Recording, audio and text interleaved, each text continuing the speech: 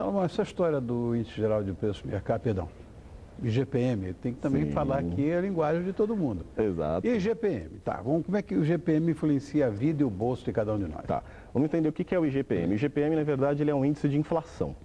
Então, o que ele mede? Ele mede aumento de preço, tá? Então, quando eu vou comprar um determinado produto, ele aumentou de preço, isso daí vai, com certeza, influenciar na inflação. O IGPM, só para você ter uma ideia o que ele é formado por 3 outros índices. O IPA, que é o índice de preço amplo, né? O IPC, que é o índice de preço ao consumidor, e ele é formado pelo INCC, que é o Índice Nacional da Construção Civil, tá? Proporcionalmente 60%, 30%, 10%. O que acontece? Na verdade, o IGPM ele é uma cesta de produtos que inclui serviços, automóveis, escolas, tudo isso daí, e que mede quanto que, na média ponderada ali, ele faz o cálculo de quanto que esses preços subiram ao longo do período. Ou caíram também, porque a gente também tem deflação, a gente tem queda aí nesse período. O que acontece? O IGPM ele influencia muito a nossa vida, porque ele acaba influenciando da seguinte maneira. Se eu tenho um contrato de aluguel hoje, tá? Ele vai ser ajustado de que forma? Que índice eles utilizam o IGPM? No caso de energia elétrica, no que ele se baseia também? Também no IGPM. Então, se eu tenho um IGPM muito elevado num determinado período, eu vou ter uma correção maior no meu aluguel, na minha energia elétrica. Se eu tenho um IGPM pouco mais baixo, significa que eu posso ter ou uma correção menor dentro daquele período no meu aluguel, na energia elétrica, ou simplesmente se manter naquele patamar. Bom, hoje o que mais se fala aqui no nosso país é a sobrevalorização do real, não sei até que ponto isso pode ser verdade ou não, mas o dólar, esse sobe e desce dessa moeda que é referência internacional, como é que ela nos afeta nas suas subidas e nas suas descidas? Tá ok. O dólar ele é uma variável muito interessante para o nosso país, por quê? Quando nós tínhamos um cenário de risco muito elevado, um mercado bastante tenso, vamos dizer assim... Dolarizamos tudo. A gente dolarizou literalmente tudo. E o que acontece? O dólar, quando ele sobe hoje, é muito mais por uma expectativa ruim da pessoa. Por quê? Se ele acha que a economia não deve ir muito bem aqui ou nos Estados Unidos ou em qualquer outro lugar, tem um risco mais elevado, as pessoas tendem a correr para o dólar. Então ele, entre aspas, ficou um porto seguro aí, no histórico, na realidade, para o investidor que tinha medo de que algo piorasse.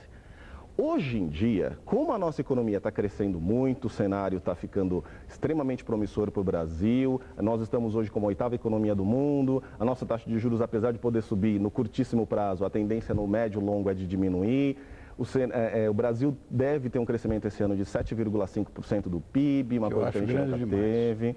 A gente pode ter um crescimento, inclusive nos próximos anos, numa média de 4,5% a 5%. É razoável. Razoável. Então, o que acontece?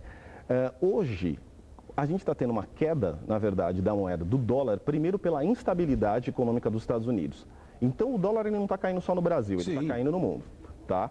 Outro ponto, as moedas, na verdade, as moedas de países emergentes que estão se mostrando mais sólidos do que os países chamados desenvolvidos, tá? Também está causando esse aumento das moedas. Só que a gente, Brasil, nós estamos sendo mais influenciados, por quê? Pela estabilidade econômica, uma taxa de juros elevada, um crescimento econômico bastante forte e sustentado, que a gente enxerga para daqui para os próximos anos. O que acontece aí? O investidor, ele traz dinheiro para o Brasil para a parte de especulação, sim. Então, ele vai trazer também para a renda fixa, porque ele ganha 10 vezes mais do que nos Estados Unidos, nos treasuries americanos, tá? Que são os títulos americanos.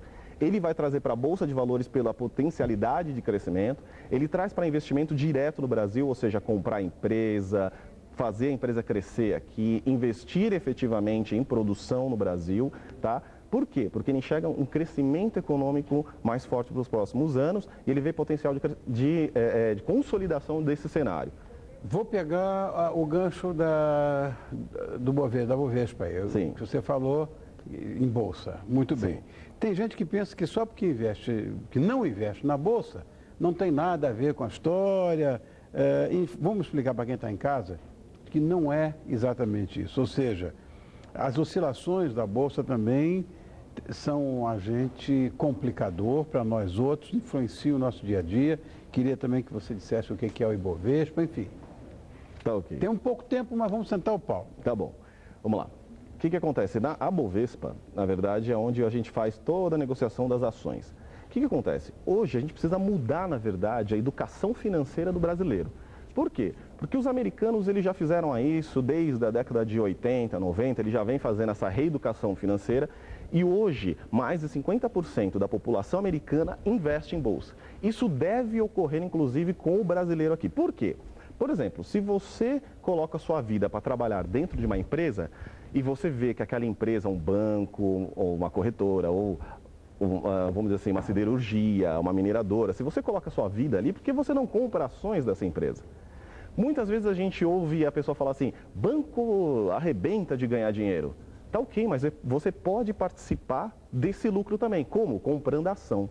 Quando a gente compra ação, a gente está comprando uma pequena parcela daquela empresa. Tanto que, proporcionalmente ao tanto de ações que você tem, você vai receber dividendos, juros sobre capital, ou seja, parte do lucro que ela tem vai para você, fora a valorização da ação.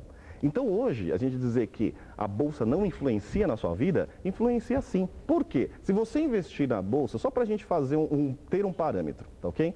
Se você tivesse investido em 2002, um pouco antes de 2002, na transição de governo, nós tivemos a Bolsa chegando perto dos 9.500 pontos. Só para poder a gente ter uma base que é o Ibovespa. Fechou hoje quase 70 mil pontos, você vê. Exatamente. Então nós temos aí uma subida de mais de 70%, 700%, desculpa. 700%. Então se você tivesse colocado 10 mil reais lá, hoje você estaria com uma média aí, se você seguisse o índice, de 71 mil reais por aí. Você teria tido um bom do investimento, superando qualquer CDI. Para se ter um outro parâmetro, se tivesse investido, por exemplo, em ações do Banco Itaú, lá em 1995, os mesmos 10 mil reais, no final de 2009 você teria mais ou menos uns 680 mil reais. Aí está. O que eu acho é o seguinte, eu tive corretor de valor, agora já acabou a nossa vida, pode falar. O difícil é você falar com o cliente que a coisa não pode ser especulativa, que isso não é um cassino, que você tem que estudar o papel, que você tem que ver lucro por ação, que você tem que ver um coeficiente bom, que você tem que estudar a empresa e ser, como você disse, sócio dela. E é o Mas que eu faço. todo mundo acha que é um cassino, isso é que me incomoda. E não é isso. Não é isso. Não é isso. Inclusive, todos os estudos que a gente faz relatório diário, mostra para o cliente o potencial de crescimento de cada empresa que a gente está recomendando.